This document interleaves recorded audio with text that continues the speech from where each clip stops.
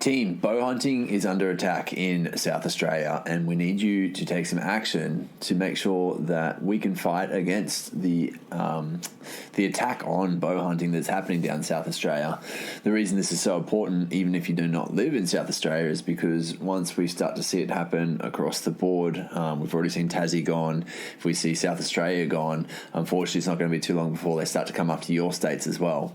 So there is a way that you can email them incredibly easily, and it's through the CHASA website, which is the Conservation and Hunting Alliance of South Australia. So their website is just CHASA, CHASA.org.au. If you go to that website, I'm going to do it with you right now. So I've just typed in the website. The website's popping up. I'm going to go across the top. There's the different headlines or the different menu options. You scroll all the way across to the Mail My MP. It's third from the right. So you've got Contact Us Gallery and then Mail My MP. So click onto that one there. And all you're going to do is just type in postcode. And the postcode does need to be from South Australia. So you do need to put a 5 to start with. So you're just going to find any MP. Doesn't matter. Okay, I'm going to choose Zoe Bettison. Okay, and then all I'm going to do is enter in my details. So it gives you step 2. So step 1 is find your local representative. Step 2 is enter your details. You're going to enter in all of your details there. Step 3 is decide on an email content layout. And what you're going to do is jump down to template number 3, which is support bow hunting. So all you're going to do is click through to that after you've filled in your details. It will auto-fill the template for you down the bottom. And what you can do is if you wanted to, you can modify any of the information that's there. If not, it is quite a good little message as it is. So you can go through and you could put your own sign off on it. You could also put a new subject line on it, and that's just going to get some different eyes on the fact that we really do love and support bow hunting, and that we want them to do the same for us. So I know everyone within South Australia would really appreciate your help with that. I know anyone within bow hunting, we need to come together as a community and help out with this. And I think this is such a good and easy thing for us to do for each other as bow hunters. So I really hope you get behind that. It's chasa.org.au. This episode is brought to you by Dog and Gun Coffee. I love Dog and Gun Coffee, and if you trial it, I know you're going to love it too. And the cool thing about Dog and Gun is that they're giving you guys a $10 off your next order when you use the code, all in capitals, Bowhunter. That's Bowhunter, all in capitals, for $10 off of your next Dog and Gun Coffee order. Hey there, and welcome to Becoming a Bowhunter. I'm your host, Matty, and join me and our guests as we take the quality of meat back into our own hands. Searching the wild for free-ranged animals to harvest as ethically as we can. I interview a variety of specialists from the bow hunting community to help fast-track your journey as a bow hunter. So sit back, relax, and enjoy this chinwag on one of your favorite topics in the world, bow hunting. Bow hunters, what is up? Welcome back to another episode this week. Sitting in with Jack Crick, Mr. Jack Moon, as you were about to find all out about. There was a lot about Jack that I didn't actually even know. So, for instance, that he is part owner on Bowhunter Only and Atlas Wild, but also, realistically, there's just some really cool stories that he tells throughout this, and we talk a lot about the trad bow. We talk a lot about the difference between the two, the difference in arrow weights, but also just how much kind of each one of the compound and trad bow kind of play into each other, and I guess the benefits of both, and then the learnings from both, which have made Jack just the absolute gun hunter that he is. So really cool episode, and I'm looking forward to you guys hearing it. So sit back, relax, and enjoy.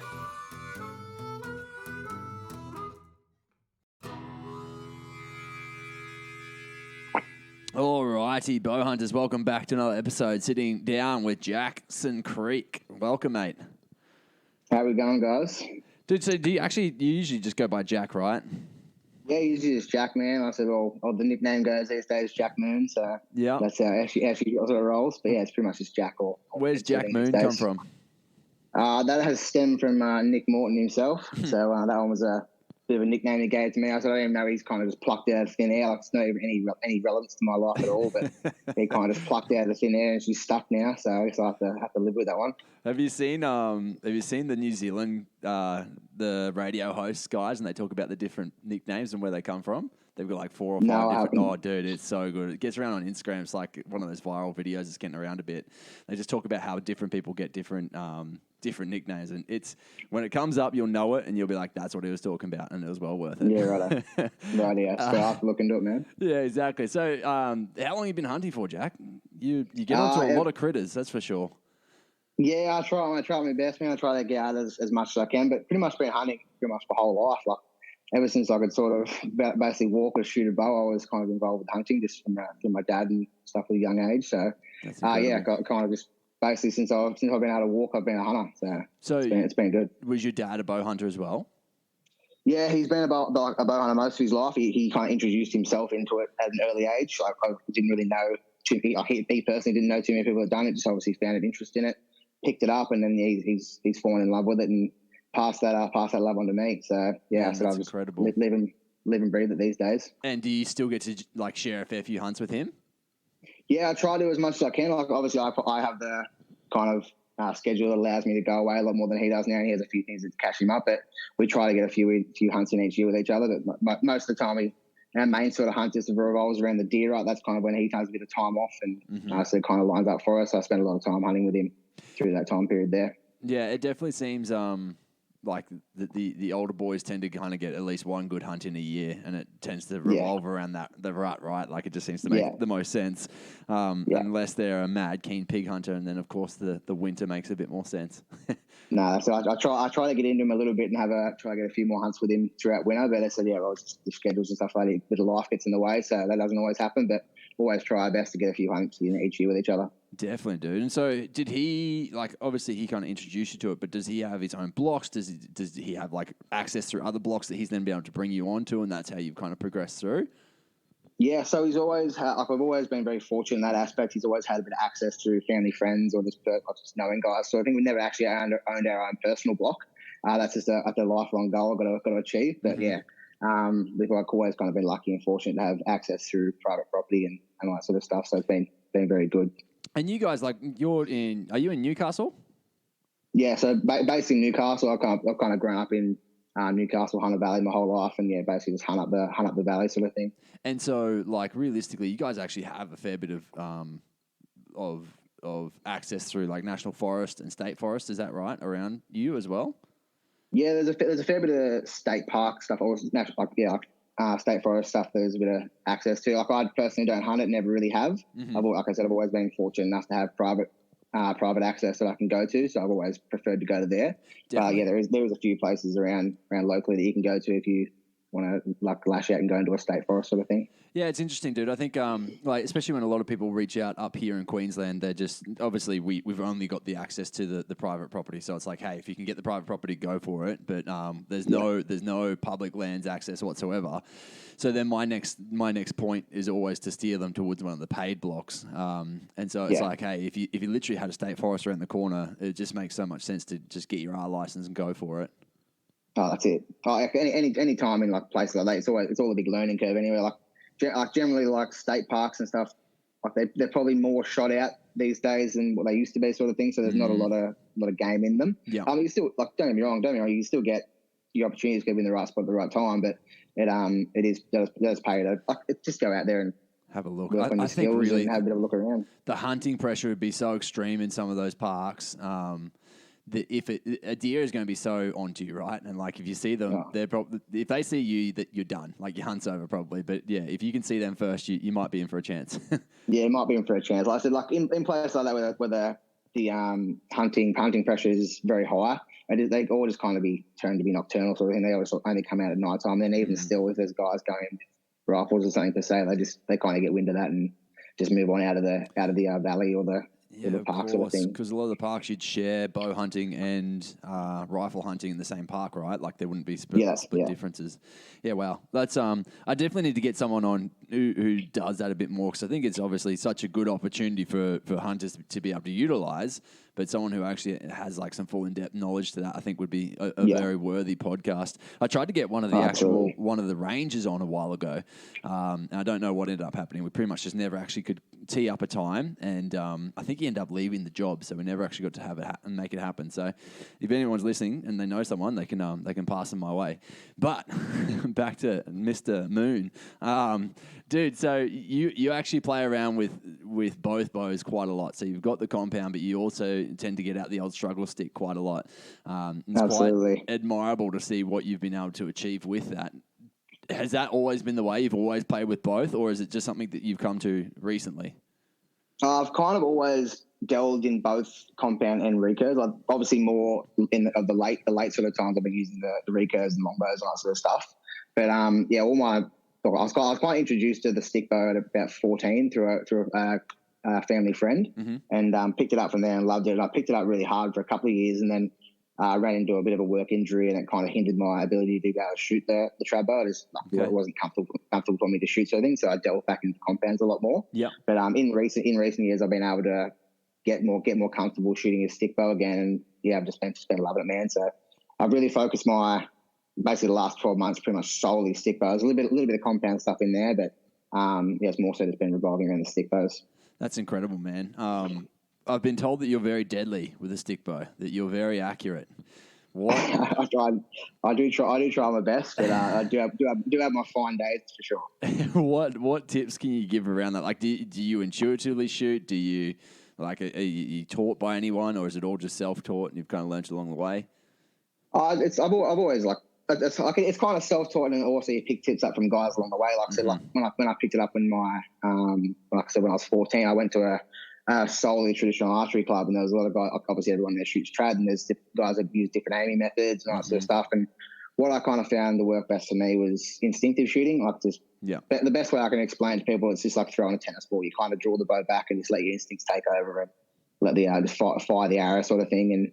And that's what I've kind of found works best for me. When I try and overcomplicate it too much and involve using the point of the arrow or anything for a reference point for aiming, it kind of overcomplicates it for me, and I just fluff the shot sort of thing. Because then, like I said, I'm starting to think about it too much, and it just clusters it up for me, and it's just easier for me to pull the arrow back and just let it go and let it find its mark sort of thing. Yeah, it's interesting. I kind of always just shot intuitively because I was pretty much teaching myself how to do it, and talking to people who also did, like Jack Spinks, for instance, who also shoots instinctively, and it just kind of made sense to keep following that way. But when I went and actually played around at a club and learnt kind of my point on and stuff, it makes sense. But I agree, it's a lot to think about, and I think in that point in time it might seem a bit much, but if you were to use it over time, obviously it's very beneficial. At least knowing what your point on and stuff like that are. But at the same time, like I was typically shooting within like a 12-meter range always with my recurve. And I became really deadly within that zone. So I was like, if I can get that close to an animal, I'm going to be sweet. That's right. Yeah, I knocked over a few bunnies and stuff. But when I got to going out to shooting some pigs, I just realized I just didn't have the power, and that's when I went back to the compound. But I actually I'm thinking I'm going on a hunt this week. I'm actually thinking about taking my recurve with me. The only downfall is that I have not shot it enough. So if I get some time in camp, I'll definitely be practicing a lot, and then I'll see if I can take it out for a hunt. But yeah, I don't know. I'm not sure how that will go. Just time has not been on my side with work and whatever else. I've pretty much jammed 5 days of work into 3 this week to get away for this hunt. But yeah, just the way it is. That's it, man. I said, the practice is another one thing with the recurve. Like I've kind of been like, Nick has picked up the stick bow a lot in the last few months, and I've just drilled it into him. He need to kind of be shooting it every day just to keep with the rhythm and stuff out of it. The number one thing I said, it comes down to practice, but I think the one thing that gets overlooked a lot with the stick bows is the shot execution. It's not so much your aiming per se. Like everyone says, how do you aim sort of thing. It's more about how you execute your shot. Well, that's how I've sort of found it. Like having a good release and coming and pulling through the arrow or pulling through the bow sort of thing is the best thing I can recommend for people. So let's stop there and talk about the pulling through. So what you're talking about there is consistently pulling back essentially until the string just releases from your hand naturally. You don't want to actually let go of the fingers as such to get like any sort of shock or movement through the bow when you're letting go. Yeah, that's correct, man. So I'm just kind of pulling through a shot and letting the fingers, like let the string slip through your fingers, like you said. A lot of the inconsistencies that people will get and bad inconsistent form and accuracy will come from collapsing when you go to shoot, it usually comes about from anticipation of the shot. So like when guys want to go to release the bow, their brain will tell them to release, and they'll slightly collapse on their draw, and that'll just cause major problems for everyone. Like I said, you won't hit the same spot. It's not consistent. So having that consistent, like I said, pulling through the shot is the number one key for me. Like everyone has an anchor point per se, but I kind of find it's better to not have an anchor point with stick bows. Like I said, you want to have a reference point, but you never really want to settle into one spot. You want to be consistently pulling through, and then just letting the string slip through when it's ready, sort of thing. So you're drawing back and aiming at the same time. So when you pull through, then it doesn't matter because you're already on target. It's not like you're having to draw, settle, and wait for a little bit like you would with a compound and then shoot. Essentially, it's like a bit more of an in-action movement. Yeah, that's correct. So I have a bit of a shot thing. It's like I pull my bow arm up, start to pull through I guess I kind of half sort of aim prior to pulling the string back, and then once I've completed that execution of the shot and pulling through, I said I'll just let the arrow go, and somehow it finds where it's meant to be. So I don't ask me how it happens, but it just kind of happens. Yeah. Well, I think realistically, like you said it before, the practice, and I literally was just thinking in my head, there's no way you should take your recurve bow with you this weekend because you have not been practicing at all. But yeah, it's so true. And I like the more I shot my recurve, the better and better I got, and the more consistent I got, the more the closer my groupings were and everything. It's just so true, right? It's just the practice point, and when you get used to your own method of shooting, and sure, like I think there's a lot of things you can do with your stance. There's a lot of things you can do with finding some form of back wall anchor. There's a lot you can do just with getting comfortable with your shot, like actually your shoulder position and whatever else as you're holding the bow. But I think really it just comes down to practice. I honestly think that's such a big part of recurve or trad. Absolutely. So, like I said, it's the same with everything. Compound, whatever. You got to practice to be able to be good with it. The thing I found practice helps with the most is not the accuracy and stuff per se. It's like I could practice. Obviously, practice helps with your accuracy and stuff like that. But I found in a hunting situation, once you're under pressure, you will forget everything you've practiced, and just the practice having that muscle memory of where the string's meant to be and where the arrow is, like where your hand needs to end up, is what helps me with the practice. So what the practice helps me with is just the muscle memory of the shot sequence. And yeah, so once you're hunting and that monster boar or deer of a lifetime's in front of you, it all kind of goes out the window, and you go, oh Christ, what's happened there? What do I do with the shot? And then if you just say someone filmed it for you, you'll look back on it, and your hand will be out to the side, your bow arm will be dropped. Like I said, a lot of things can go wrong in that moment. So the practice helps me with the muscle memory aspect of it, and definitely, following through. With that, it's something that you actually hear of a bit of people who start off hunting when they're quite young, that they go through some form of target panic later in life. Is that something that you've ever had to deal with as such? Like it's kind of like you come into it and you don't know any different, and then all of a sudden the mind starts to play games on you. Is that something that you ever had to deal with at all? Not particularly. I've never really had target panic per se. Like I said, I've always been able to shoot a bow relatively well. Like I definitely have my days where I'm not great at shooting compound or stick bow, but like I said, I've never really found that to be a problem. I've always had that aspect of, like I said, pulling through the shot. That's number one thing in any kind of a compound or stick bow is pulling through the shot. It's always been my number one focus. And I said I don't even really, especially with a stick bow and stuff, I don't really aim per se, and it kind of falls in the same way with the compound. I kind of draw back and just settle the pins on roughly where I want to be, sort of thing, and just focus on executing my shot. And most of the time, it ends up where I want to be, sort of thing. So I've never really had target panic per se. Which release aid are you using for when you're on compound? For the compound, I'm using a Carter Quickie Plus. It's a hook release. Okay. Hook index release, and I said that's just what I've only been using it for basically probably 6 months. Yeah, and really liking it. And so you've always gone with some sort of like trigger release. Yeah, always had an index trigger release. It's just, in my opinion, it's the best thing for hunting. Because in situations where it's just like I think it's necessary to have a trigger release. Like you might be lined up on a boar or something like that, and it's walking through a gap or something. You kind of need to make a quick shot. Yeah. Obviously, you need to be sure that you're going to make the shot and hit the animal well and be ethical in that situation. But if there's a chance that you need to jump on the trigger and make a quick shot, it just gives you that ability to do that. Dude, actually, whereas I agree. if you're having Sorry. sorry to interrupt. if you have a back tension or a thumb release per se, you kind of can jump on the shot, but it might not be as well executed as if it was with an index release. I know that a lot of people have seen some really great results from the back tension releases, and it's like save their hunting because it's like completely it's stopped them from having target panic, for instance. But I'm in the same frame of mind as you. Whenever I use my back tension a lot for practice, but I look at it as a training drill for me, not necessarily as a everyday hunting thing for me, because of that exact reason. Like, animals can maneuver quite quickly at the wrong time. And if you're just trying to pull through a shot and then you don't realize that it's coming and you pull wrong and it hits the animal in the wrong place, you're not going to forgive yourself very quickly for that. Versus with the trigger, where I feel like you can take the shot faster if you need to, and if you know that you're settled, and if you're comfortable with it. So what I typically try to do is I'll use my back tension quite a lot for practice, and then when it comes up to a hunt, like the week out, I'll just pull my wrist release out and start playing with that again. And I always find like my wrist release is so much more accurate when I use my back tension a bit beforehand. Yeah. No, it kind of applies the same principle when I like with my stick bows and stuff like that. I have a recurve that's kind of set up a bit more modern to say. It's an ILF system, and I have a clicker installed on it, and it's basically it's kind of like training wheels for the stick bow kind of thing. But it's the same principle as like a back tension. What's a clicker? With the component. So a clicker is a draw check for a recurve or a longbow. So it's just like an audible click to let you know when you've reached your maximum draw length.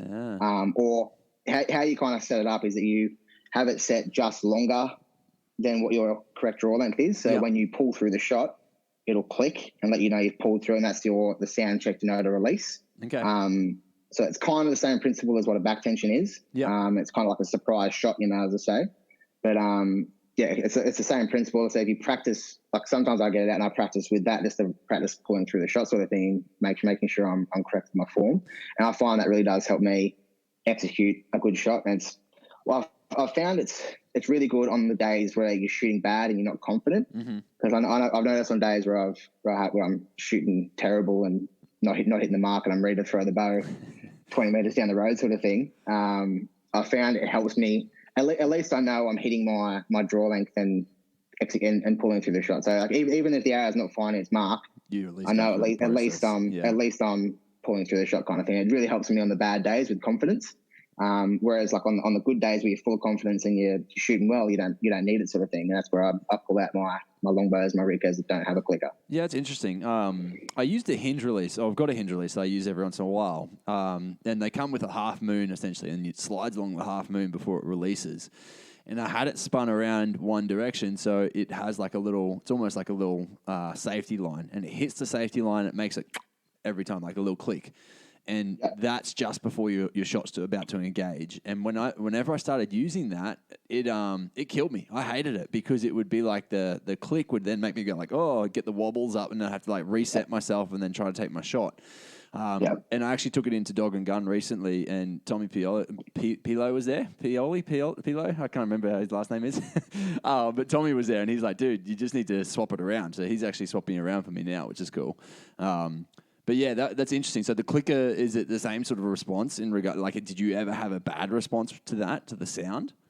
No, I thought I would. I thought it'd give me anxiety. I thought it'd give me anxiety towards the end of the shot, but you kind of don't even really notice it, to be honest. Like once you set it up properly, like it was a little bit weird to start off with when I first started playing around with them, but once you kind of get settled and start to get used to it, it's just another step in your shot process. Like you pull through, and like you're that focused on pulling through and executing the shot. You kind of hear it, and your fingers just release sort of thing. So yeah, it's not like if like some guys might have a different response to it, but yeah, my response was positive, and I said I really like the clicker on the training and that sort of stuff. I feel like it just shows it's just going through your own methods, right? Like using what works for you, and that's why people do have multiple release aids, why they do have multiple bows, for instance.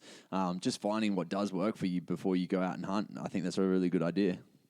No, that's right. So just test everything. Like I'm probably one of the biggest tinkerers as the word goes around. Just like testing different things and finding out what works best. And like even with compounds, I've tried a few hinge releases, I've tried a few back tensions and stuff, and I've always resorted back to the index release for hunting. Yeah. Just because I think it's just a bit more practical. And I said that's how it come around with the clicker. Like I just wanted to try it out and see if it what the fuss is about, because there's a lot of guys in the States and stuff rave about them. Yeah. And I was like, oh, well, I may as well give it a try. It's it can't hurt to try it out and know how it sort of goes, and then have a bit of a play and work out if it's going to work, sort of thing. And then once I found out how well it actually worked, I tried to implicate it into hunting and see if it worked for me with that. And I tried it out on a few hunting bows and took it hunting a couple of times, and I found out it would work really well. Like I thought the audible kind of noise would, like obviously steer especially can be very very cagey and very switched on. As soon as they hear a stick break or a click or something like, especially like a click, which is what this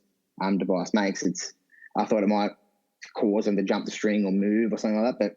But it kind of there are ways you can like quieten it down. But even like when you're quietening them down, like it's by the time it's clicked, the shot's already gone. So it's not too big of a deal, sort of thing. Like if say you're shooting 40 meters or something like that, there might be a bit of a reaction, but it's a recurve and stuff like that. It's not like it's a really loud click, right? It's not like it's a fucking slap or a stick dropping type sound. No, it's not like it's a loud click, and it's kind of masked a little bit by the sound of the bow anyway, because like I said, as soon as it clicks, the bow's gone. Well, like the arrow's gone, sort of thing. So the noise of the bow kind of covers it up. Yeah, so definitely. It's you can't really, well, in my opinion, you can't really tell. Like I've had a few guys stand in front of me, like in a safe position, like off to the side, sort of thing, where they can still hear the bow and the clicker go off, and they said, you can't really tell the difference. To be honest, like the bow's louder than the clicker. So definitely. Do you find that using a traditional bow makes you a better compound shooter at all? Do you find there's any translation there? Yes and no. Like it does it does help. I believe, like I said, because I really focus on my execution of my shots a lot more with the stick bow, and it kind of relates back to the compound where I'm like, I really got to execute this shot. But anyone that's seen me shoot a compound knows I'm a massive trigger puncher. So I do try and pull through the shot as best as I can. But like I said, it goes back to why I use the trigger release. Like I said, you can just kind of jump on the trigger when you need to. And I said, it shouldn't work for me, but it does. So it's just, you pull through with just the index finger, not the elbow. That's it. That's not with the back, not with the rear delt or the elbows. All finger. How about in regards to like hunting with a trad bow? Has that made you a better compound hunter? Yes, definitely, because it forces me to get close. Like forces me to get closer. Like prior, when I was hunting with a compound more, I'd be a lot happier to take shots at say 30, 40 meters. Yeah. Whereas with a trad bow, you really want to be sub 20. Like 20 is the kind of max I'll kind of shoot with a trad bow these days.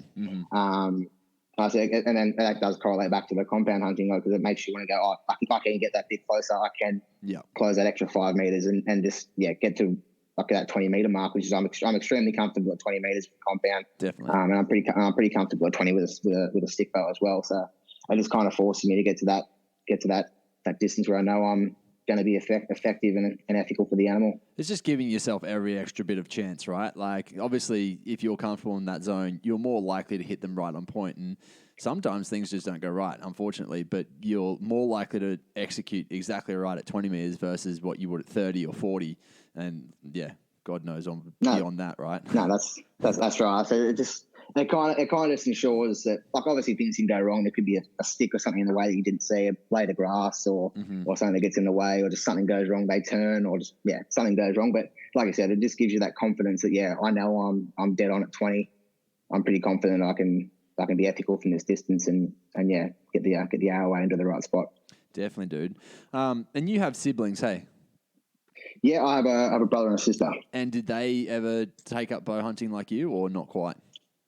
No, not really. So my brother's is 20. I used to come a little bit, but he had a bit of an incident with out hunting one day, and he's kind of a bit scared of it now. Yeah, okay. He has a few learning disabilities and stuff like that, and he's kind of had a bit of a bad run, and he's turned off from it now. But my sister's only 13. She's been on a few hunts, but never really picked it up. And to be honest, it's probably a good thing she doesn't come, because she's quite loud and scares most of the animals away. So, but yeah, she comes on a few hunts every now and again, but hasn't been for quite some time now. But she's been into my dad and myself to take her away again. So that's cool. I'm sure the day's coming up again soon. Definitely. Yeah, it's nice to see that that she's just as involved, right, to some extent. Like, obviously not as far down the rabbit hole as you, but just to see that she's actually the one that's keen and pushing for it. I like that.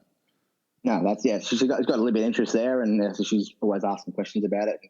Wants to get a compound in the future, but she's still in a bit of the growing stage at the moment, so we can't really fork out and jump on and get a real expensive one to shed. So she's got a bit of a cheap herbo there that she's been using, but it's, she's got to get a bit more age before she makes that jump and really make sure she's keen on it and wants to pursue it, sort of thing. Before you drop too much money on it. What does that look like? Do you guys get that happen a lot where, essentially parent hunters are bringing in their teenage kids to come get a hunting bow, but they're just kind of in that in-between stage where they're still growing and can't quite, essentially, yes, you can get them a bow straight away, but they potentially could outgrow it within a year? Yeah, we have, with the store and stuff, we have a few guys that come in and, like I say, they want to get into it. We get a call back. We say, "Oh no, I've picked up the motorbike now. I don't really want to be a bowhunter," sort of thing. But so we kind of point people in the direction. If they're not sure about it, we kind of point them in the direction of kind of the middle of the road setup, like something that's good. If they want to stick to it, and it's going to last and perform really well for them with kind of middle of the road accessories, sort of thing. But if someone comes in, they're full set. No, this is the sport I want to be in. I want to go full send, sort of thing. We kind of put them in the direction of the higher end sort of stuff, and go down that way. Obviously, it depends what kind of budget people have and what they want to spend. Because obviously, everyone knows you can drop a fair bit of money into the world of bow hunting. So definitely, we kind of just work on what guys' budgets and stuff are, and what they're happy to spend, and what if they're 100% sure they want to dive into the sport. But yeah, so that's the kind of direction we push people is. And just kind of find out what their interests are and if they're going to be ready to full send it, sort of thing. It's so funny. When I got into, when I was looking at getting into bow hunting, I asked my friend down in Sydney, who is the only dude that I knew that was in archery at that point in time. And he's like, "Mate, whatever you do, just spend a little bit more money to start with." He's like, just make sure of it. Like, you'll just be so much happier, enjoy the process so much more if you just spend that little bit more. Like, just go an extra $500 on what you sort of think. I'm like, Jesus, thinking about it, getting into that point, I was like, that's all I wanted to spend was $500. I didn't want to go and dive deep down the rabbit hole and get into it. But it's funny because it's now the bit of advice that I give to everyone else. If they come and ask me, hey, what bow should I start with? I'm like, look, whatever you think you can spend, if you can spend a little bit more, you're going to be better off for it. You're just going to enjoy it so much more. It'll just be better. It'll be easier to tune, or it will stay in tune at least for you, so you can actually enjoy shooting rather than having to always worry about trying to fidget around and muck around with it at all. No, that's it. So it's kind of what everyone kind of can spend. We kind of say spend that. What you're willing to spend, spend it. It's you're not going to regret it, sort of thing. Mm-hmm. So you can always dive in and spend a bit more down the track. But we often find guys that are on the fence. They'll come in I have this kind of budget, and it's we can get this kind of set up for you.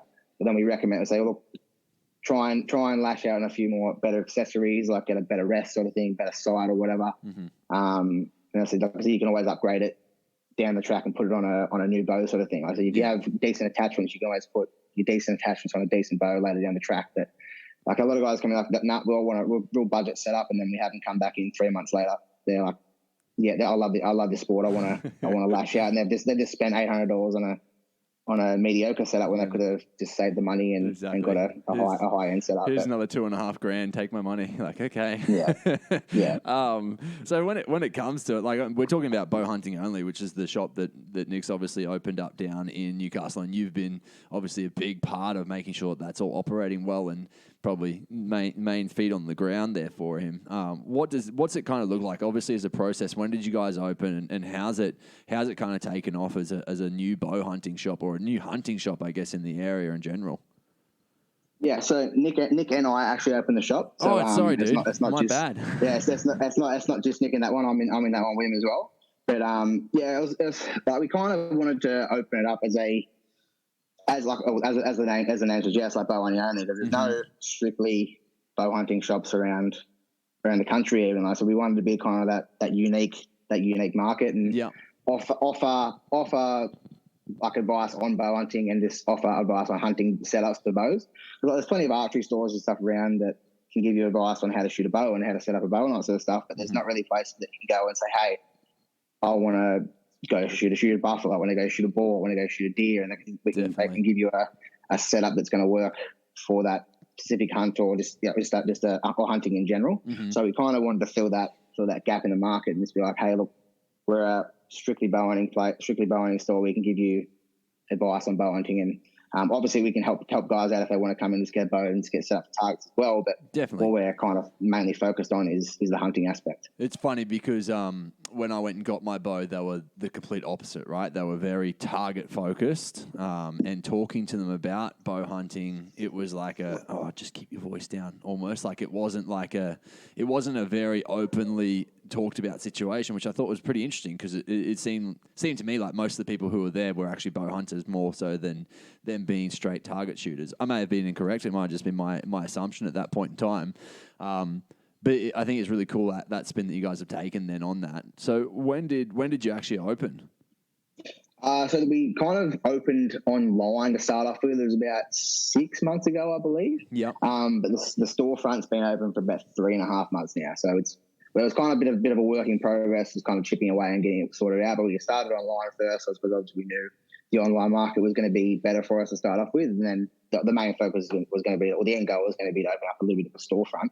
And the storefront's kind of a little bit of a tester to see how we'd go with foot traffic and stuff like that, and guys just coming in and just coming to check out the store. And the feedback's been really good so far. Like, we've had plenty of guys come in saying, like, it's good to have a kind of a local store to Newcastle, and it's not too far from, like, we've even had guys come down from Sydney, and guys come down from like Tamworth and stuff like that. So it's been good. Like I said, we're kind of placed in a pretty good spot for everyone. Easy access for everybody. Like, guys passing through from, say, Queensland, they know, I kind of know where we are. They can stop in and see it, sort of thing. And it's been really good. So, like, I dare say in the next few years, like, fingers crossed it all goes well, we'll probably end up opening a sole store sort of thing. Its own little space. Like, it's only set up in front of our warehouse for Texas and Ozcut and stuff at the moment, and obviously Primal Blog stuff as well.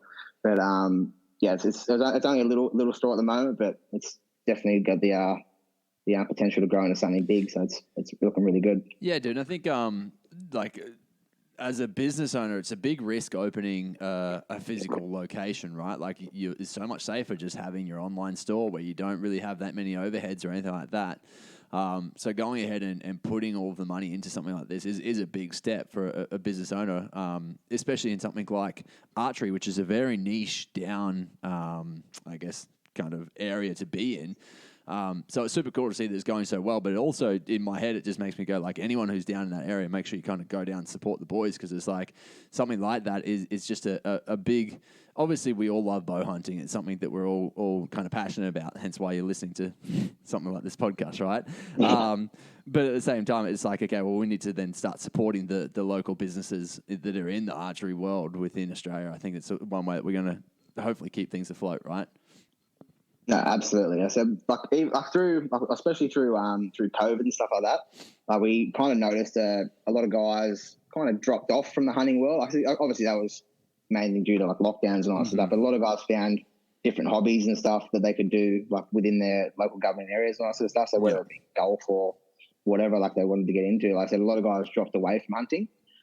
So it was definitely a bit of a gamble to open up a storefront, but I think everyone's kind of finding their feet again now after COVID. Like, everything's it's kind of quieting down a little bit. Everyone's starting to find their feet back into hunting, and, like, obviously We try and, especially when we go out on the weekends, we try and post a lot about it, trying to get people hyped up about going bow hunting and stuff again, especially around the peak times, going hunting boars and all that stuff. We try and post a lot about it just to get people hyped and get people keen to come in and let's get hunting again. So, like I said, it was a bit of a gamble to open up a bit of a store, but the response has been really good so far. So we can't ask much more than that. So we obviously have ambitions to grow in the future, and I'm sure we will. It's just got to make the right moves and talk to the right people and get a lot of support. So definitely, dude. I think it's pretty interesting on a podcast that hasn't released yet, but it's one that I did with Mitch Warren. We're actually saying that we saw quite an increase in people who were doing archery, at least during COVID, and bow hunting might not have been just as busy because obviously, like we said, people were locked down, but the archery stores were all pretty bare during that time. It seemed like obviously shipping was one thing that was hard to get around, but also people were just trying to take up those hobbies that they could do in their backyard, and hence why archery kind of fit into that situation. But the other side of it being that people started to they started realizing that things like meat weren't necessarily always on the shelves at the shops. So then they say, well, hold up, how can I go and start doing that? Bow hunting doesn't have any barriers to entry. You just need to have your own bow, as long as you've got access to property, or if you're down in New South Wales, for instance, and you can get onto the private land, the public land. Same for Victoria. So it's potentially that there is a lot more people kind of coming to the sport for that reason. Hey, they want to take the responsibility of going and taking their own meat into their own hands, and so that's where I think archery is such a cool sport and such a cool thing that we can do here in Australia, at least. But within saying that, I think unfortunately there's parts of bow hunting that are under attack right now. I don't know if you've seen all the stuff that's going on down in South Australia right now. Yeah, no, I've definitely seen a lot of stuff in South Australia. It's obviously we've all to band together and kind of fight against that. But obviously in New South Wales and Queensland, we're still very privileged. There hasn't been much talk of getting rid of bow hunting or anything like that just yet. South Australia, just yet's the key word there. But South Australia under a bit of scrutiny at the moment. I think especially you've seen Tassie's now wiped off the board. You can't go bow hunting in Tassie. South Australia now is happening. They're in talks. They're trying to do it behind the doors so no one can really kind of attack them and fight back. Chassa is the place you can go to write in and talk to those people. I think to kind of get in touch with the members of parliament, which is, I think it's chassa.net. I'll make sure, I'll actually put a post at the start. You guys would have already heard it, but yeah, I'll put a talk up at the start of this podcast anyway, just kind of talking about it. But I think realistically, as bow hunters, we really need to kind of band together to make something like this get pushed away, make sure that it doesn't go through. Because if South Australia loses bow hunting, how long is it before every other state starts to go, well, Tassie and South Australia now don't have it, so it's almost like people are just going to start following suit. I think if we, as bow hunters, start to talk up and really give bow hunting a voice right now, it can be probably the one thing that would, I think, if anything, it's something that we should really band together, right? It's as a community, that's something that we should at least do, is get amongst how we can help each other out as a brotherhood or sisterhood, as a community. Because I think, if the second state goes, it's not too long before the rest of them, unfortunately, we're probably under attack as well. No, absolutely. So sadly, a lot of the things that get shown on the news and stuff are just some of the bad side of the hunting. Definitely. And like I said, a lot of the good stuff doesn't get shown. It's not just bow hunting in general. It goes in the whole hunting atmosphere, whether it be with a gun or anything like that. Yeah. Obviously, all the bad stuff gets shown. Not a lot of the good stuff gets shown, like pest management and all that sort of stuff, or so on and so forth. I think obviously as bow hunters, you just need to make those people that are in power aware of what the good that hunting and bow hunting does for the country, and what it does for individuals themselves. So. Definitely. That's one of the things I think we need to highlight. I think one of the big things that most people should point out is the mental health side of things that bow hunting offers, and especially in a country where suicide is one of the suicide in men is one of the biggest things that actually takes out Australian grown men. I feel like if we push on that a bit more, hey, this is something that actually gives a lot of people a lot of hope and a lot of faith and a lot of something to live for. That's something that they might actually start paying attention to as well. Oh, hold up, this is not just about going out and whacking, stacking animals. It's something where men get a chance to go out and clear their heads. Obviously, it's open to all sexes, but at the same time, it just seems that would be something that I think they might take a bit more attention to.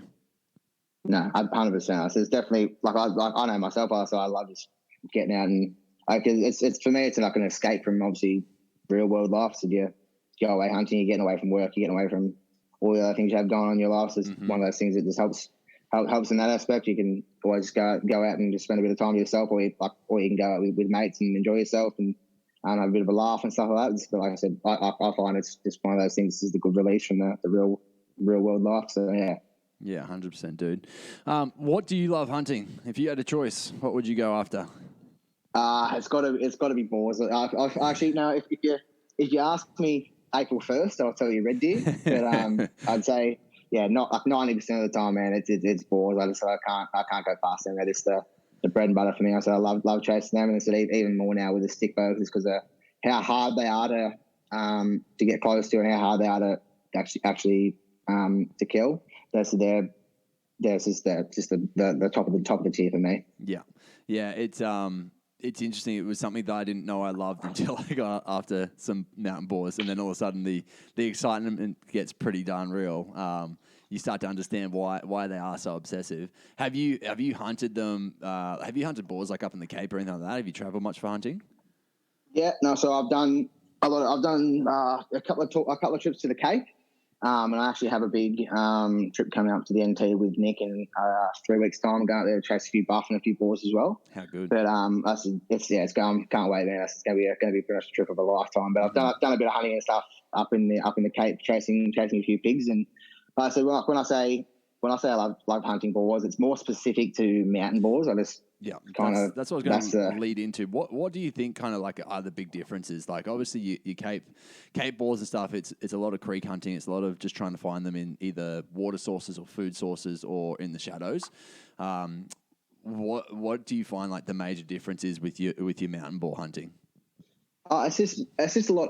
I shouldn't say it's hard. It's hard to hunt boars in the Cape as well. Like so, just different scenarios. But I kind of find it's just a challenge to hunt boars in the mountains. Like they're just so cagey, so switched on, so elusive. They're just basically ghosts sort of thing. And and the physical aspects of it as well. Like, so you've got to be. I shouldn't say you have to be very physically fit, but like it does aid and help you in your opportunities in getting close to the boars. Definitely. Like in the mountains, so you got to be on top of your fitness sort of thing. Like I said, it's not the be all and end all, but it definitely does help. But I think it's just one of the aspects that makes it fun. I'm having a laugh because I remember the video that I think Nick put up of Sean from Dog and Gun trying to run up the hill after him. He's just dying. Yeah. No. And so a lot of guys that we take away, so whether it be guiding or something like that, they say, "Oh yeah, I'm physically fit." And I was like, "Right, we'll see how you go." And then it's just being like the term's mountain fit. Like it's definitely a thing. Like by no means am I a skinny dude, and like I said, because I go hunting the mountains so regularly, I'm kind of just mountain fit. Like where there could be someone that's used to running marathons and they'd smoke me in running sort of thing, but vice versa. If they come to the mountains, I'd probably smoke them at the mountain sort of thing. So I can just that's one of the huge aspects that makes mountain boars what they are for me. It's just very physically entailing. They're so elusive, so switched on. They're also so tough. So, and the main kind of times you hunt them is peak winter when it's freezing cold and it's just miserable and no sane person basically kind of like that. But yeah, just all us crazy bow hunters. Just this what makes mountain boars for me. Yeah, I was actually, so this trip that I'm going on this week is pretty much chasing mountain boars, and the land that we're going to is pretty untouched, so I'm pretty excited for it. They've had some cameras up just to see what the quality of pigs is like, and there's been a lot of really good like a lot of really good boars actually popping up on the cameras pretty consistently. So I'm super excited for that. And what I was worried about is that coming into September that we might be getting a little bit too hot. But realistically, where we're going in Ebor, it is still 0 degrees most mornings, to kind of, I think, tops of 16s maybe. So we've seen them on the cameras out until like 10:30, 11:30 most days. Like they're actually just, they're not elusive because they've had no hunting pressure whatsoever. So I'm intrigued to see what that's like. But the farmer actually, the guy who's there, the cocky, he actually said, look, I haven't seen him on the camera yet, but there's a big boy that hangs off just to the side. Like he hangs off around the thick stuff pretty much. But I see him, he's coming out, he's getting closer and closer every day because he's seen all these pigs get about. So yeah, I'm pretty intrigued to see if we can try locate the big boy as well and see what that's all about. I'm sure he will, man. Like in my experience, I've kind of found, like, obviously everyone says winter's the best time for them and all that sort of stuff, but I've kind of found, like, winter is really good, but I've kind of found the first couple of weeks into September, like the first few weeks into spring, as it does start to get a little bit hotter, I have found some of the boars will be out in the day more often just because they've been basically cold, wet, rainy for, you may as well say, 3 months. Yeah. So the first, they're kind of like us. Like we're always like, oh, like summer's coming around. Yeah, like enjoy comfort and stuff. If it's getting a bit hotter, like time to go to the beach and stuff like that. I've kind of found boars that in, like, as it comes into like there's a couple of, like, a few weeks into the hotter months, they're like, oh, bit of sunshine. Hell yeah, I'll get out on that tussie bench and get a bit of sun. And it's only for a brief period, then they start to go more nocturnal and stuff like that. Yeah. Like I said, that comes down to hunting pressure as well. But I've kind of found September to be a good time for boars. And that being said, March just before the rut and stuff as well, probably another great month to chase the boars in the mountains. It's kind of vice versa. It's just coming out of the hotter months. Like it's a little bit cooler. They start to spend a little bit longer out, sort of thing, and start to come out in the daytime a bit more. Just get breaking their nocturnal patterns out of the summer months. It almost sounds like a gym. Like people come into spring and they get excited to get their summer bodies on again, and then they disappear again before summer comes. And then the same thing happens at end of summer, and they feel a bit bad, so they go to the gym just to try and make sure that winter's not too bad, and then they get over it. So it's like those 2 busy months of the year. That's hilarious. Yeah. Big old balls. That's it. No, so like I said, I found those couple of months, like obviously I said, winter's the peak time to chase them. So I found you do have a bit of success in those few months outside of winter as well. Definitely, dude. So I mean, with that, is there kind of a favorite story that you've got on a big mountain boar?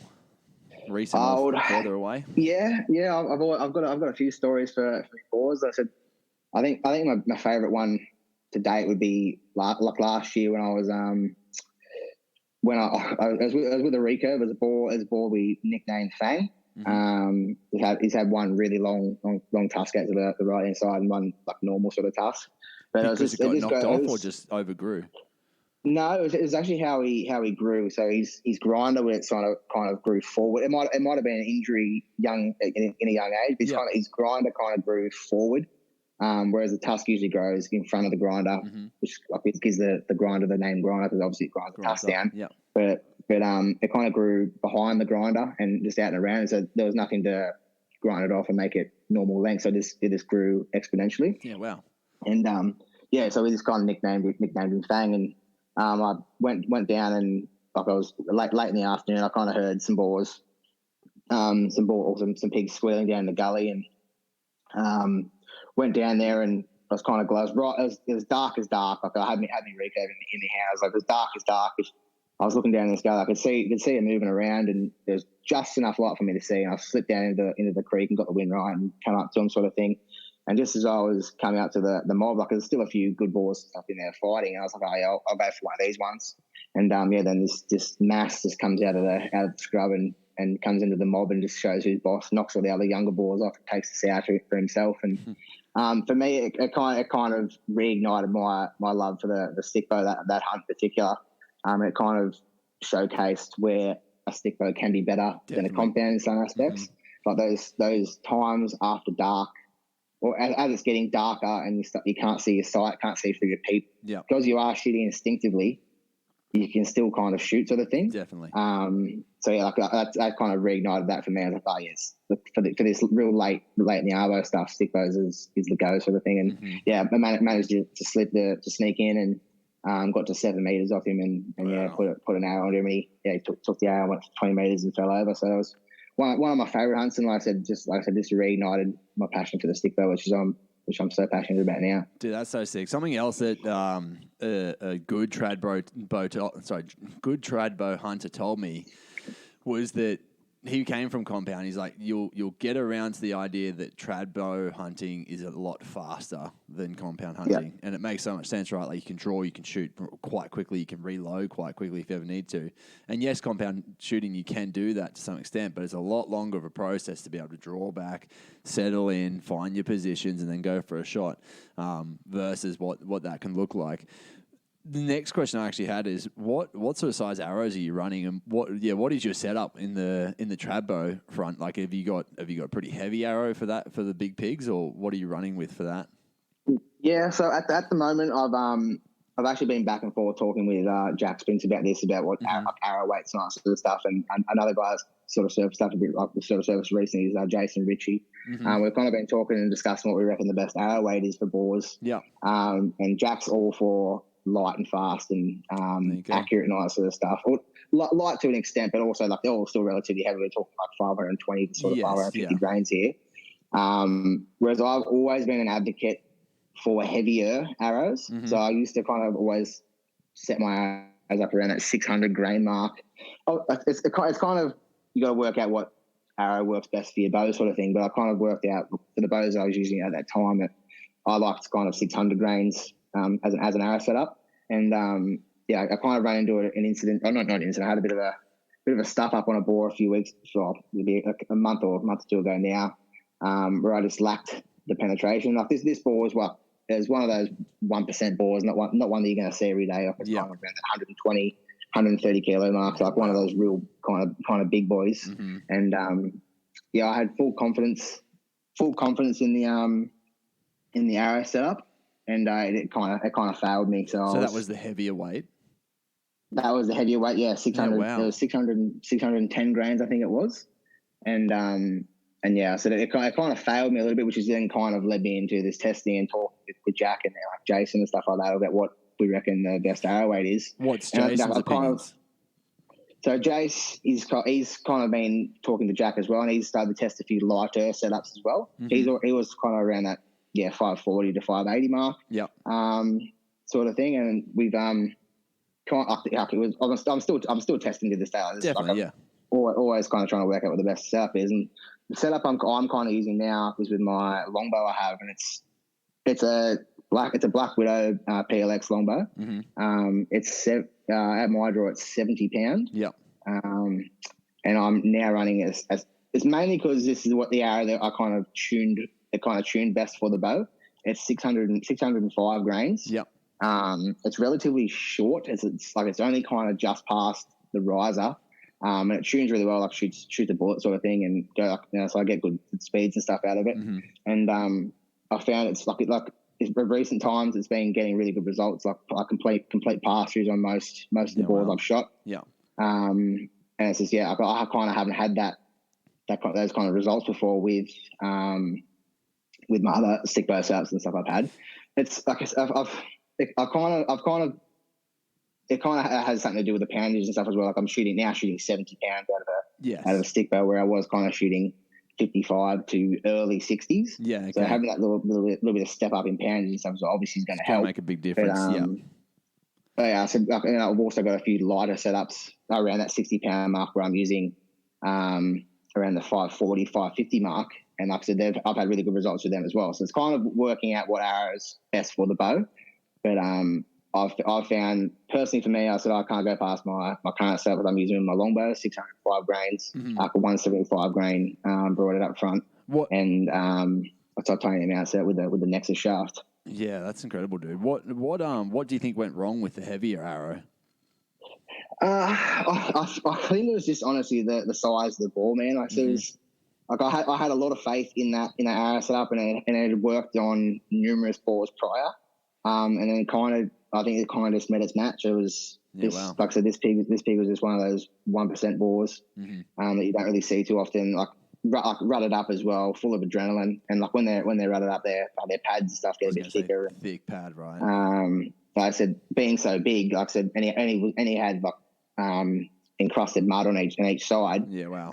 So if just say you had half an inch to an inch of mud, as well as like this, but being such a big ball, would have had 1.5 inches to 2 inches of fighting pad out of a barely 60 pound bow with a 610 grain arrow. So it's going pretty slow, but I was more leaning on the power and stuff punching through out of that one. Yeah.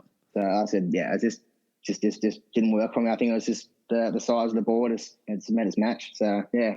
Yeah, there you go. That's interesting. I always thought that the heavier arrows obviously would punch harder in a sense, but you do need to have that power behind it. It's something that especially for me, I've never really had to worry about much because I am 6'1" and I do have a 30-inch draw. So like I've never had to worry about the arrow weight being too much of an issue. I've always just gone for the heavier-ish type of arrows, and that's obviously out of a compound bow.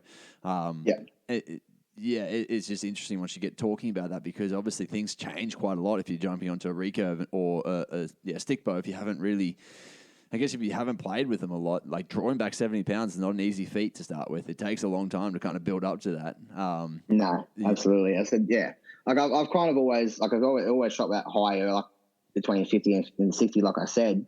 And it's only been recently, like I said, I've jumped up and that little bit of pound, and I said, I've seen incredible results straight away from it, sort of thing. And like I said, like the results I've been getting lately have been results I haven't been getting prior. Previously, if I'd shoot a ball, if I got a pass through, I was cheering. Like it was awesome. Like it would have been just been a shot where I'd hit absolutely nothing, just going straight through the vitals and didn't make contact with any bone or anything like that. Whereas as soon as you bring in like a rib or just like a bone or a shoulder blade or something like that into the play, it just stopped the arrow straight away. I said it does come down to shot placement and stuff like that. But like I discussed earlier, things can go wrong. Animals can move. And I said sometimes you might hit a rib or they turn into it. They hit the shoulder blade or whatever. Definitely. I've just found having a little bit extra poundage and a really solid arrow setups has helped me out immensely, and then especially in the last couple of weeks. Yeah, I was going to say extra poundage and extra weight there. It just allows for lack of precision, and I don't mean that in a bad way. I mean that in the sense that if something does go wrong, like they turn on you or they just have that slight movement and their ribs close together, like that doesn't necessarily matter if you've got a big old heavy setup, right? Meaning heavy poundage, heavy arrow, because it's going to punch through them. Versus someone like, for instance, a small lady who draws back maybe what's a reasonable size, like 45, 50 pounds? Yeah, 40, 45 to 50 pounds. I said I think most girls kind of cap out at that 55 to 60 mark. I haven't seen too many girls shoot higher than that. So like for the ladies, realistically, they have to be more precise than what some of the taller, big, ugly men have to be, right? That's exactly right. That's exactly right. So like you said, draw length and stuff comes into it as well. Like so there's a lot of power and stuff you can get from your draw length. So like yourself, you could shoot a 70-pound bow with a 30-inch draw and have more kinetic energy, more power than a guy shooting an 80-pound bow at 27 inches of draw. It's just more time. The arrow's under the load and just more force that gets behind it, sort of thing. So draw length is a big thing that gets overlooked with most guys. And I think if you have a shorter draw, that's when you should definitely be looking at higher poundages if you're able to shoot them comfortably. But I said if you're tall and you have a real long wingspan, you can have a big draw length. I said poundage isn't a huge issue. Like you've got a lot of power there just from your draw length by itself. Definitely. Do you guys see a lot of women coming through the shops? Is it something that's becoming a bit more popular? Yeah, definitely is a lot more popular. We've had a few people reach out. We've set up a few girls recently with a few bows, and one more interesting one was like I said, Nick and I are going to the territory in a few weeks' time. We've actually set up a girl with a 40 to 50-pound bow that she wants to shoot a buffalo with. Wow. So we did a bit of testing and stuff like that and tried to make up a bit of a setup what we thought would work. And I think the bow setups come in at I think it was 49 pound. I think it was, and it kind of set up with a 5-15 grain arrow. Yeah, wow. And we're pretty confident it's going to get done. Obviously, everything's going to have to go perfectly well. It's going to have to be a perfect shot. Everything's going to have to be basically as good as it can be. Razor sharp broadhead, all that jazz, and we think it's going to get it done. But this is one of those things you just don't know until you try. So there's been plenty of guys who've had success, and guys and girls have had success with lighter poundages. Yeah. On buffalo as well. So it's just one of those things that it's definitely can be done. It's just got to have everything go right for you. It must be a pretty fun process, right? Like to sit down and just tinker and play with bows and be like, okay, well, this are you doing like speed tests and everything to kind of see what's the best outcome for her in that situation? Yeah, so we've done a lot of speed tests, and we were actually very surprised. I made the 550 grain arrow setup, and that was 515 grain, sorry, and it was going 187 feet per second. And then we made a 400 spine, and it was 445, I believe. So it was 70 grain difference, and it only gained 12 feet per second in speed. It's pretty crazy, so to have to have an extra 70 grains of arrows, I'm more than happy to cut off 12 grains or 12 feet per second of speed for that extra bit of power. Yeah. So yeah, like I said, it's awesome. Like what I do is like very awesome. Like make setups and stuff for guys, and like I said, it does help my knowledge with everything else. So I said I set up different types of bows almost every day. I said I get a bit of knowledge on different rests, different sights, and different bows and all stuff, and tune different bows and different brands. And like I said, I'm more of a tinkerer. I'm more of a tinkerer now because I own the store and all sort of stuff. Yeah. Like I was always pretty bad leading up to owning it, but now that I have the store, it just gives me more. Oh, we've lost your headphones. Hopefully it wasn't his phone. Give us a sec, team. We'll be back.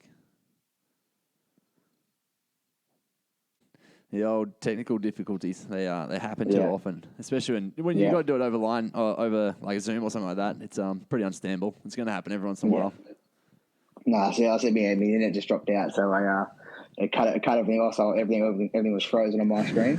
So. Same, but yeah. So I mean, like, I think tuning takes your knowledge just to that next level. Like I'm definitely not there yet. I'm not scared to get into it, but it's just not something that I need to get into yet. I've got people around me like close enough that I'll take my bow to if I need to get tuned, and I'll sit and I'll ask all the questions while I'm watching it happen.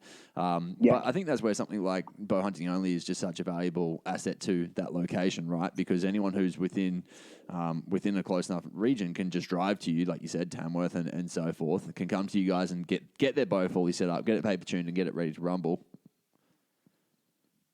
Yeah, so that's like we kind of like to teach guys and stuff as well. Like when if they do have the time to come in and see it happen, it's really good for them for their own personal knowledge to come in and ask questions and see how I go about things and how I tune bows. Like I said, everyone tunes their bows differently. Like I said, there's plenty of guys who would tune something different to me or have a different way to they go about things. Yeah. Everyone just finds finds what works for them. And then so if people have the time to come in and see how it happens and how it happens is really good. Good for them. But I said even if they don't have the ability to come, they just say they post their bow to us.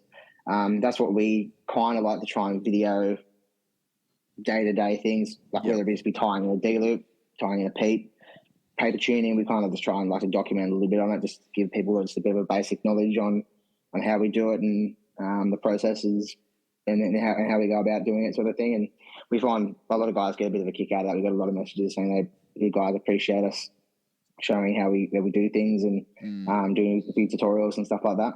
Definitely, man. I think I don't think there can ever be enough content out there, right? Like the way that someone teaches it might not be a way that like gels with you as an individual, and so the way that you guys might be teaching it might be the thing that just clicks with someone. And so it's like the different ways that different people teach, the different ways that different people say things. I think that's where we're in the world in such a content-driven world right now for that reason. Like I could say something 100 times on the podcast and they just might not understand it, and then all of a sudden they just see you guys do one video and that's all it takes, and it's just like that click, and that's all that matters, right? 100%. Like so, I know myself. I'm a visual learner. I prior to working and stuff with Nick and all that, I was a tradesman. Yeah. Or an apprentice, I should say. And I'm going through TAFE and all that sort of stuff, or even through school and that, I was never a person to take things in by reading it or just looking at it on a piece of paper. I always had to look at it. Yeah. And that's where the videos and stuff come in, especially for me as well. Like YouTube and stuff is like YouTubing how to do things. And that's how I kind of taught myself to do most of the tuning, as well as a few videos online from guys like on Instagram and stuff like that. That's how I kind of picked up, just like watching it. Like I said, it just sometimes it just clicks with you, sort of thing. Like you said, you can talk about it 100 times on a podcast. Someone might, and then they might watch a video from us or say Ian Summers or anything like that do videos on them. Yeah, and it might just click. It might be a certain way someone does something. And yeah, so this like I said, it just works for them. Definitely. It's pretty interesting. One of my best mates works at TAFE. He's just started teaching there kind of, I think just this year has always been teaching there. He was in the mines previously. And they're just changing the whole protocol and the whole curriculum as to how they teach people. What they started doing is getting him to film 1-minute snippets, because that's essentially what a TikTok or a reel is, and what the kids are used to watching is like 1-minute snippet videos. So he's filming, he's a Sparky by trade, and so filming different algorithms or different mathematical equations that you use within electrician world to be able to then go away and they just look at the phone, they'll watch it on repeat. That's how they'll learn and go into the test. Then having watched that, they're just a lot better off versus just going and reading it through the book. It's pretty interesting to see how they're using that to adapt, I guess, the upcoming world with using modern technology in the ways that they're teaching. It's pretty interesting. Oh, absolutely. Like I said, it's like you said, with reels and stuff like that is a way to get a lot of reach to a lot of people. And doing certain videos, like I said, it could be as simple as tying in a dealer. If it said I might do it a different way to someone does it, like might be different the way, like I know a big guy in the US, John Dudley. Yeah. A lot of people go to him for tuning advice and techniques and stuff like that. And so I might do something differently and just chuck it up on a reel or a TikTok or whatever, and someone might see it and it might really help them. So it's just really the visual side of things is what I get a lot of a kick out, and that's why we try and focus a lot of our content around visual stuff on Bowhunting only. Yeah, that's awesome, man. One story I need to hear about is your red deer with the trad bow. I think that all came together this year. How did that play out? Yeah, so that's a big, probably my number one achievement in my bowhunting career thus far. Mm-hmm. I set it up, like I said, I've been really into the stick bows the last 12 months, and it was mainly with the goal in mind of taking a red deer with the stick bow. I really wanted to focus and dedicate my time to achieving that. And like I said, I put months and months of practice in, shot numerous other animals, whether it be goats or boars or stuff like that, with the stick, and eventually got really comfortable with shooting it. The bow I was using at the time was the ILF setup, like I mentioned, with I had some carbon limbs, and I had a clicker set up on there just to really focus in on my form and my shot sequence, and done a lot of practice with that. Got really comfortable with it, and I was leading into the rut. I was prepared to take shots between 40 and 50 meters if it was needed. Like I said, I've done a lot of practice, knowing how hard it can be to get in on deer. Definitely, yeah. I really, really wanted to focus in and be able to shoot at that distance. I don't recommend. No, but if you're practicing that every single day and that's what you're comfortable with, like that's, I'm saying wow in the sense of like, well, that's incredible that you're accurate that far. Yeah. So I was every day after work, even with I kind of wanted to test myself on game animals as well. So I shot a few goats and stuff at really far distances with a stick. I think I shot one that was 52 or something meters. Wow. So because that's a long shot. So definitely, it's impressive. I was stoked myself, but how the red deer hunt played out is like I was hunting with James at the time, and he went down one leading into the hunt. It was really wet, and that day he was planning to walk out the front of the block and grab his car and bring it into where we're camping. So he went kind of hunted down the valley, and I heard a red deer when we first got up. Across from the valley. I was like, I'm just going to go chase this one and see if it's any good, or see if it's worth shooting. And I made my way up there and eventually got to within about 80 meters of the thicket that he was in. And there's a few younger deer around the area. There was a spike, and then there was a 3x4, I think it was. And I thought, I was like, sure, it's not this 3x4 that's making all this ruckus. And yeah, sure enough, as I was blasting him, he wasn't making any noise, and I could hear the bigger stag down in the gully. And I was like, all right, I'll make my way a little bit closer and closer. So I eventually got about 50 meters off the thicket, and sure enough, he comes running out and tries to bash the younger stags off. And I seen he's a cracking stag. Like he's really heavy and really long. And I was like, oh yeah, this is going to be the one I want to try and shoot. And how it played out, where he positioned himself was right on the edge of this bit of a knoll. I said with how the thermals work, because it was still pretty early in the morning, like they were kind of sucking down the valley a little bit. So it was really good. I was in a good position first thing in the morning, but as it often happens with bow hunting, you might not be in the position you need to be. You need to wait for a little bit, you need to be patient. And I was kind of sitting on the edge of the thicket for like probably 45 minutes, which felt like 10 hours. But so I could just start to feel the thermals start to change. Like it kind of went dead still. Yeah. The wind was almost non-existent that morning. So it was really a really good day for hunting. So the thermals were always there as they are. And I kind of felt it just stopped. There was no was nothing, and I was like, oh, here we go. This is when it's going to change. Like I said, it's going to happen now. So I was like, I need to make a move here or try and call him out out of the thicket that he was in. He only had one hind in there from what I could see. Yeah. So obviously I just had one hot hind, and that's what all the younger stags been hanging around for. So I was like, right, I'm going to try and make my way in. I could kind of see his antler tips in the thicket, so I had a bit of an idea on which way his head was facing. So I made the decision that I was going to sort of crawl in as far as I could to get in for a shot. And there was a bit of a rock ledge. I honestly don't know how I got across the rocks without making a bit of a ruckus. So it was it was a bit of a spider maneuver, I guess. I just had all my fingers and legs just kind of spread out across these rocks and just scurried across. And as I kind of got to the edge of it, I must have made a bit of a noise or something. It kind of got his attention. And I think he must have thought it was one of the other stags coming in again. And he came running up the hill and sort of on a few roars. And at that point, I could only see his neck and his head and his antlers sort of thing. And he was sort of half looking in my direction, but he was just kind of looking through me sort of thing. Mm-hmm. And I was actually sitting down, like facing him, with my legs facing towards him. Wasn't kneeling or anything. And I was in a terrible position for a shot. Like I was like, it can't happen now because I'm not ready for a shot. Like, don't give me a chance now, like when I'm not ready. Anyway, he kind of still made his way towards me as he was roaring, and he kind of roared off to his right hand side, and I managed to shuffle my legs around to my right hand side. So I was still sitting down, but I was a bit more comfortable. Had he if he was going to come a bit closer for me to take a shot.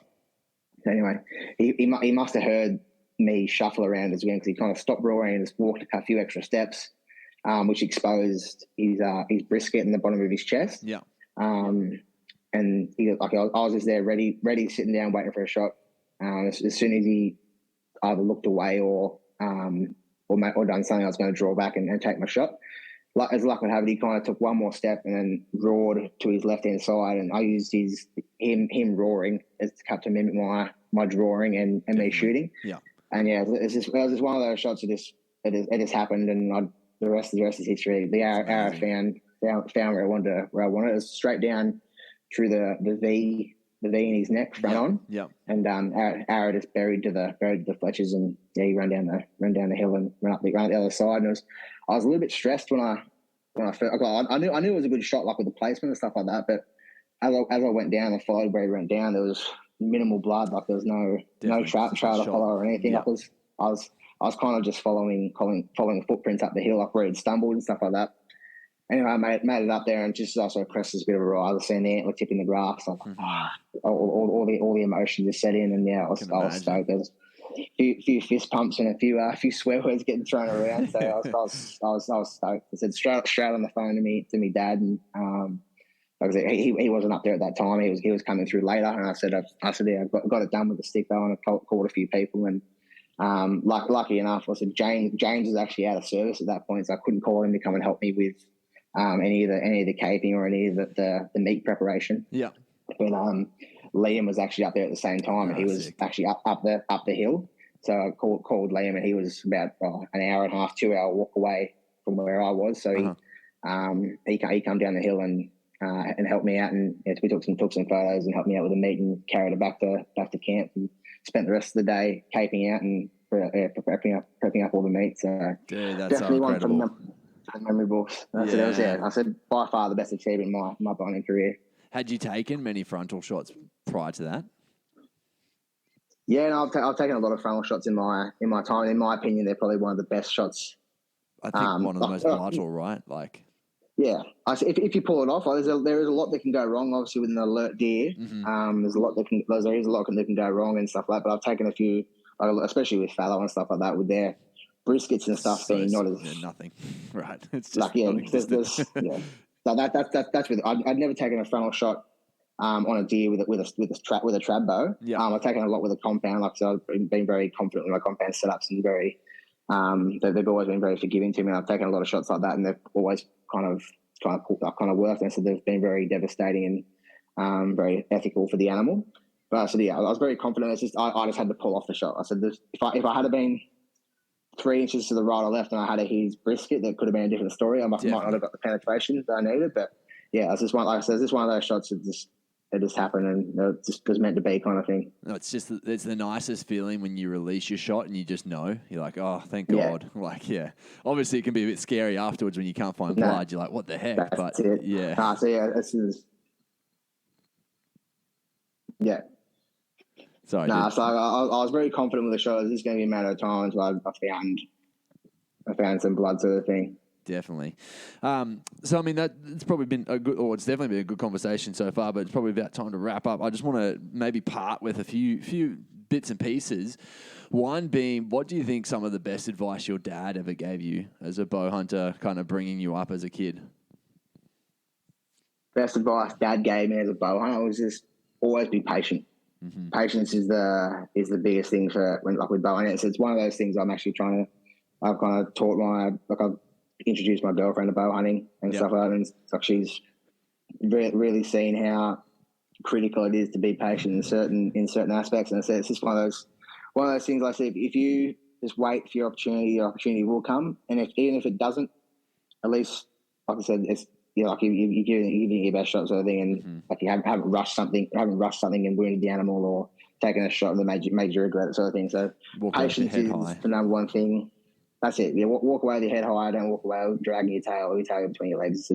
Patience is the number one thing that I've learned. I said I've definitely learned it a lot more, especially in the last 12 months hunting with a stick bow, because patience is a lot. You got to have a lot of it when you're hunting with a stick. So yeah, definitely, dude. And then I guess the other part to that is that you often do a bit of guiding yourself. What are kind of some of the biggest things you find yourself given to beginners, in a sense? Like obviously the patience thing is a big part, but is there kind of other things that you find are typically coming up when you're taking some newbies or somewhat newbies coming out bow hunting?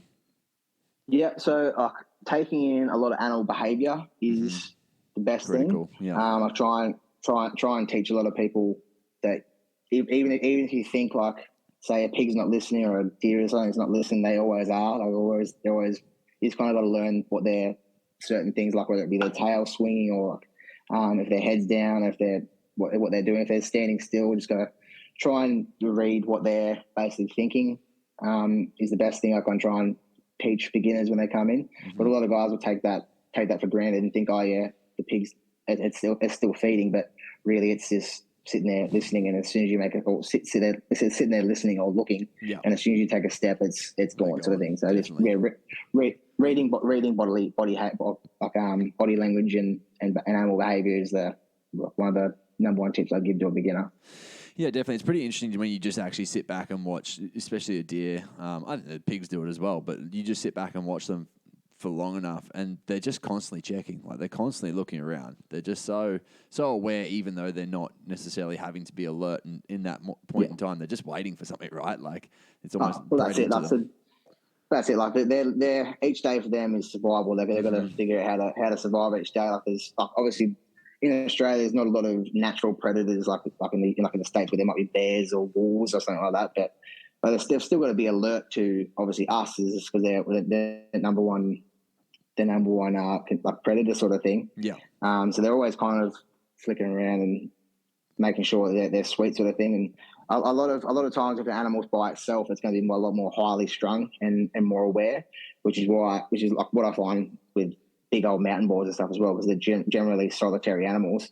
Is they're super switched on, and if a bird flutters past, they'll run away, sort of thing. So yeah, wow. So do you find that the birds like chirping and stuff is a big giveaway for the mountain boars? Like, they'll pay attention to that stuff a lot more? Yeah, absolutely. So it's basically like an alarm bell. So if you're walking past and cockatoos are going off, or say some birds squawking, they'll definitely pay attention to that. They might not like run away, but it definitely puts them on alert, and they might even just start moving off. Yeah. And generally they'll move off at a pace that you can't keep up with, and they'll eventually just catch you out with a bit of movement or a bit of noise or something like that, and that's when they'll catch you out. Dude, that's so cool. There's obviously, I think we could talk for another hour at least. There's so much we could cover. So many rocks that have not been turned yet. But I think maybe what's the best place for people to kind of get in touch and follow along? Is Instagram the best place to get involved with you somehow? Yeah, no, Instagram is the best one. It's like everyone's involved with Instagram these days. So if you want to reach out to me and chat, hit me up on my Instagram. and it's just at Jack Crick, but Crick you spelt with double I believe. Is that right? Yeah. Yeah. With 2 I's. Yeah. Perfect, man. Well, I'll put that in the show notes. But yeah, thanks heaps for taking the time out, dude. I really appreciate it. No worries, man. I appreciate you having me on. That wraps up this week's episode. Thank you so much for joining us, team. If you did have any topics, questions, or you wanted to suggest a guest for Becoming a Bowhunter, you can send me an email at matty@becomingabowhunter.com. If you're enjoying the show or you've enjoyed in particular episodes, please do me a solid and share it around with your friends. If you are not already, please hit the subscribe button, as the more subscribers we get, the higher the podcast gets ranked, and that definitely helps out for showing it to other individuals. If you are not already following me on Instagram, it's at becomingabowhunter.podcast, and on YouTube, it's Becoming a Bowhunter. Get out, team, fling some arrows, get that practice in, and walk those yards in the paddocks until you find those critters. That is it for now, but not the last time that you'll hear from Becoming a Bowhunter.